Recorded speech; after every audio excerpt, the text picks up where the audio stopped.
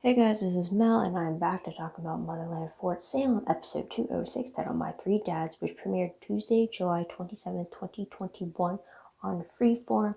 I'm recording this roughly an hour after the episode has ended for me, so huge spoiler alert. If you haven't seen the episode already, please go do so first, and then come back and see what I have to say about the episode. My other video reminders are up on screen, so take a moment to remind yourselves of those. We actually covered quite a bit of stories in this episode because a lot of our characters were separated from each other. So keep that in mind. So what happened when it comes to the timeline? So I think it's shortly after the events of 205, just because it's meant to be, this episode's meant to like the start of their fall break, which is meant for our unit to go back home and not be at the war college, understandably. So kind of like their March break or their reading week. Episode reminder, the fact that they are going back home, so we get to see them outside of their military duties, outside of their uniforms and such. And we get to a little bit more about their home life, essentially. But when it comes to this episode breakdown or the storylines, there's two major ones, but they all have like side ones within it. So the first storyline I'm going to do with Home for the Break, which deals with two different locations for that, and the second one being Three-Way War, which kind of deals with like the three sides of this. So for the first storyline, we have at the secession, which is where Rael and Tally return to meet with Rael's father, Edwin, and they also meet with her mom's best friend. They served together, while also Rael has protection detail with the three soldiers from the Fort Salem. And throughout all these different people, Tally as well as Rael get to hear all these different stories about Willa, which leads to Rael confessing to her father about the last conversation she had with her mom before she quote unquote died. And throughout all these different stories, though, specifically when they're talking to the mom's best friend, Tally realizes, due to the appearance of the bottled spell work, that Nick de Batan is the one who started the spree, and they're not sure whether or not Alder's aware of this. They think she is. If Tally was able to figure it out based off of Alder's memories, then they think Alder would be able to know. So that theory of mine got confirmed. It also got confirmed in the episode, which we'll talk about a little bit later. Now, the second part of this storyline is going to Annapolis, Maryland, where we follow Abigail going back to her family home with Adil, with their plans to kind of hunt down the Camarilla by using Charvel's blood, because the Camarilla stole her voice, so they're thinking there might be a blood link they could use to track him down. So they think that the Bellwether estate is going to be empty, so they can go in and go out without any fuss, only to find out that it's not empty, but Abigail's three fathers and her mother Petra invited all of her suitors to stay over for the break, so they can kind of speed up her picking process for her hand-fasting suitor choice. Gregorio is actually there as well. We also find out that Charvel's fiance is also a potential suitor, which is kind of weird, and Gregorio thinks so too, but the suitor does not. The ex-fiance does not. And it's like, okay. But in there we meet her three fathers. Petra's there, and I believe Petra's mother is there, and there is, I believe, is another Bellwether present. Maybe. Hopefully at this time when I'm recording this, none of their names are released. The IMDb page isn't fully updated just yet. So I'm hoping by the time I edit this, the names are up on screen.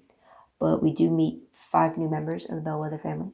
And through this, we're also finding out what the actual process is for finding a suitable suitor, especially for the Bellwether. We found out a little bit more of what happened with Petra and her hand-fasting choices, especially from the viewpoint of Abigail's 3 dads. And Adil's learning this because, again, he's not from the military, so he's not aware of their customs. So we learn about it through him, technically. So by the end of it all, though, Abigail and Adil do end up collecting Charvel's blood, and it's just whether what they plan to do with it is the next step. And moving on to the bigger second storyline, which is the Three-Way War. So first part of that is we have the military specifically Isadora, going against Camarilla in the form of her experimenting on a black plague specimen from the Camarilla attack in India that killed General Sharma, and demonstrating it to Alder and the biddies in Anacostia that this black plague specimen, acts like the perfect hunter. It seeks out the blood of a witch, completely consumes it, and she doesn't know any way to stop it. So Alder has given Isadora the "this is top priority" card kind of thing. So there's that. Second part of the storyline is military. Alder specifically versus the Spree, and that is Nicta and Jonas specifically, and that is Nicta using Jonas's body as a vessel to attack Alder by pouring melted metal down Jonas's throat to burn it, which essentially burnt Alder's throat, and of course the biddies as well, since they experience what Alder experiences. But yeah, to the point that Alder's throat at the moment is pretty much scorched to the point that she has to use one of the biddies to speak for her. But yeah, I definitely in the promo it looked like that it was cut to make it look like that black plague specimen is what attacked Alder, but no, this was definitely very specific. But this is also, this part of it confirmed Nicta's position in the Spree, not her level of leadership, but shows that she is a part of the organization. She definitely seems to be a different section of it, because Jonas in the previous episode left Willa's Spree cell, and now he's moved to be in Nicta's Spree cell from the looks of it. Now, speaking of Willa, the third part of the storyline for this one is the Spree, which is specifically Willa and Scylla going up against Camarilla. And this is when dealing with the fallout of the previous episode, with rescuing Tiffany from the Camarilla, trying to stone her to death, trying to return her to her parents, only to find out that they were killed, and they've been killed for a while due to the state of their bodies. And then Scylla and Anacostia arguing over what to do with Tiffany, only for Scylla to take her back to Willa, despite Anacostia's wishes. And thanks to Tiffany and her memory of where she was kept before she was taken to the Camarilla gala party, they find out that a bunch of other young witches were being held captive at a vet clinic in cages. So Willa and Scylla move to go rescue them, but they don't find them in time. But when they're there, which leads to the last moments of the episode, when they're there, they find all these different intel on the wall, and they find that Raelle is listed as a high priority target with surveillance photos of her. And while they find this out, we see the Caesarean, or the secession, or however you say it, being infiltrated, and Raelle's protection detail is completely knocked out. She gets tranquilized, Tally gets tranquilized, but then Raelle gets taken by the Camarilla. And that's how it ends, and Tally watches, unable to move or to intervene in any way. So that's how the episode ends. But tidbit-wise, because a lot of it is kind of very specific to the storylines I just mentioned, one thing that Willa's best friend, I don't know the name specifically, but she mentions that any spirit summoned during Samhain can't refuse the call. When she finds out that Raelle tried to call Willa's spirit and then she never came, so we find out that it is actually known among the witches that spirits just can't refuse. So it also, from her expression, looked like she may be suspecting something else is wrong, but Raelle is just thinking of that, like, because of the fight that they had before she died, she's just thinking that her mom doesn't love her anymore, is not connected to her anymore, and that's why she didn't come. So it's a bit of more of an emotionally covered of the truth, if that makes sense. Also, we find out that all around Raelle's home in the secession, any poster about conscription, about Alder, any of those posters, they pretty much hate graffiti, because there's like no one there that is a fan of Alder.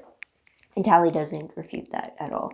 She's seeing that Alder has done some questionable things, and she's tried to erase it to have others not in the know about it. So there's that. But let's move on to the most shocking moment of the episode.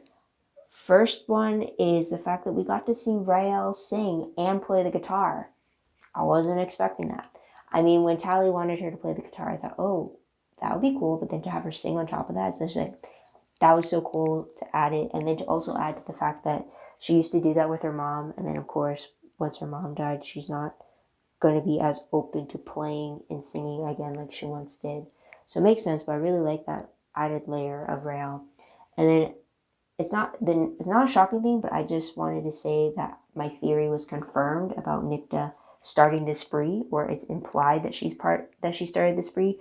We definitely got confirmation in this episode that she is a part of the organization and the fact that she's still alive. So the whole Liberia thing didn't happen too far in Alder's past that she would have been dead or anything. Unless she does the same thing with the biddies that Alder does. I don't know. But let's move to top 3 favorite moments. First favorite, I will have to say, is the bond between Rael and Tally. Obviously, they went home together, so we're going to see more of them there. But it was just really interesting to see them both bonding over the specific people that they were talking to. When they were talking to Rael's dad, when they were talking to Willa's best friend, when they were talking to each other about everything and their worry for each other and wanting to comfort each other, depending on the topic at hand. I'm really enjoying seeing them grow together, and I'm glad that Tally went with Rael back to her place. So is that. I also really like the moment that Rael shared with her dad, Edwin, when she confessed about the last conversation she had with her mom, how much it was weighing on her, and just how much worry she has over that. And then to have Edwin say that to reassure her that, like, her mom always loved her, and that if she can't feel her by her side, then just give her time to get there, kind of a thing, like as if like it's not immediate going to your side, but you need to like travel to get there, kind of a thing. And the comfort level of it, like he's just like always want to be by Rael's side with support, and then showing in the past how he did that for Willa. It was really great to see the father-daughter dynamic between the two of them. And a third favorite I did have was a moment that Abigail had, which with, I'm assuming, her grandmother.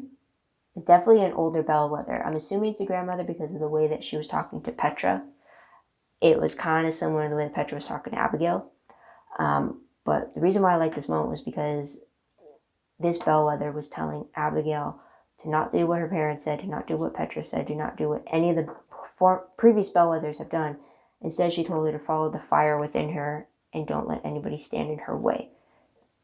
Because she wanted her to be a force to be reckoned with. She wanted to be her own boss, kind of a thing. And I really, really appreciate that, because I feel like that's what Abigail needed to hear, because throughout the whole episode, she was being told, like, you got to find a suitor, you got to do it now, you got to do this. And this whole time she's like, now is not the time to bring children in this world. Now is not the time to be playing defense when we should be taking the fight to them and being offense on the offensive line. So I really like that someone in her family was actually supporting her and saying, like, go for it, go follow that fire, follow that passion, do what your instincts are telling you to do right now, and disregard what any of us kind of say. So I do appreciate that, and you can feel it in the way Abigail held herself, that like she needed that. So I really like that. Top 3 peeve moments. I mean, for the purpose of the episode, I didn't really have any peeves. I mean, like, yes, I kind of wish that Willa and Scylla were able to find the kids in time, but it makes sense why they wouldn't. Although I'm kind of wondering why they would have known to move them beforehand if they got wind of them arriving or so. I don't know, but otherwise I didn't really see any peeves. I do have a lot of questions, though. So the first question is, do you think Alder knows that Nikta started the spree or is involved with the spree? Or do you think she's turned a blind eye because she doesn't want to be accountable for being the reason why their biggest enemy, aside from the Camarilla, was started because of her actions? Because, like Rael said, if Tally was able to figure out from Alder's memories, then Alder should know about Nikta being a part of the spree. But I'm wondering, does she actually know? Like, is she actively trying to search for Nikta, or does she think that like she just went to ground and then just disappeared? Another question, do you think that Willa will charge in to save Rael now that she's in the hands of the Camarilla? I hope so. I'm really waiting for that mother-daughter reunion. because I feel like it's going to blow up in Willa's face because she's purposely stayed away from Raelle and made her believe that she was dead for at least a year now. So there's that. But also in connection to that, is the spree targeting the military and like as a whole, like the spree organization as a whole, their common target, their overall objective is to destroy the military. But then Willa's portion of the spree, her cell, are they deviating to focus on the Camarilla, or just because of it's now a different threat, or is it now the spree is like split and like who to focus on, the military or the Camarilla?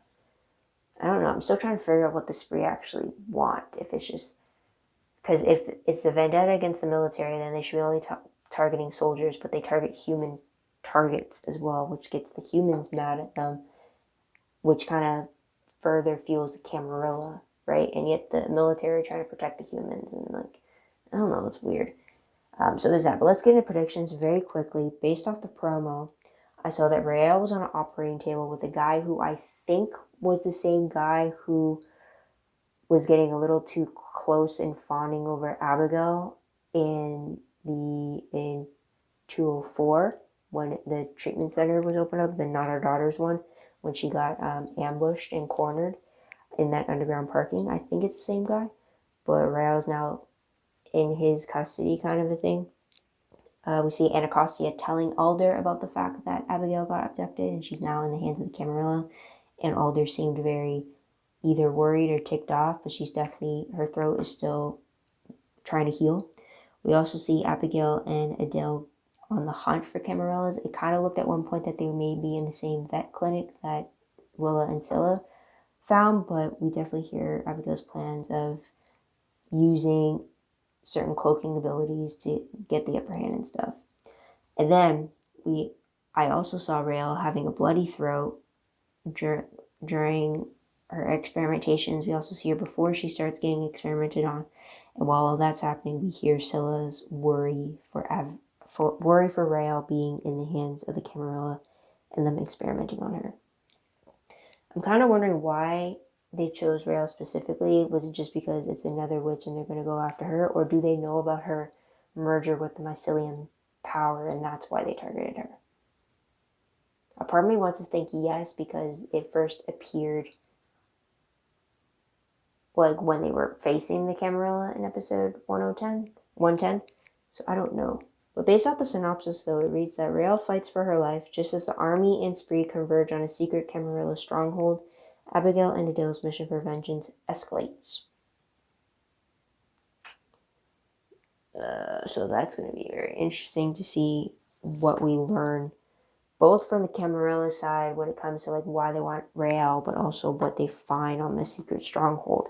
And then I'm wondering, at any point would Abigail and Adele run into the spree and the military at the stronghold, or if they're going to run into where Raelle's being held.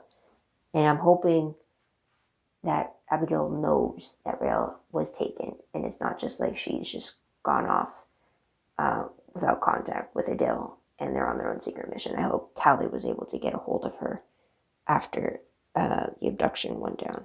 But otherwise, guys, that's pretty much it. What did you guys think of this episode? What did you guys like about it? What do you think will happen next? Let me know in the comments down below. Love to hear your own thoughts, theories, opinions about all that good stuff. Also, don't forget to like this video, subscribe to my channel, and check out my other videos. I'm blanking here. But yeah, otherwise, link for Tumblr and WordPress are in the description below. Anything I post online is connected to those two. So yeah, if there's any other shows I talk about on YouTube, chances are they are going to be on those two websites.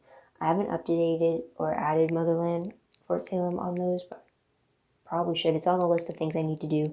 I'm just getting swamped with a bunch of projects and being brought on to other people's projects. So I'm trying to keep up with everything.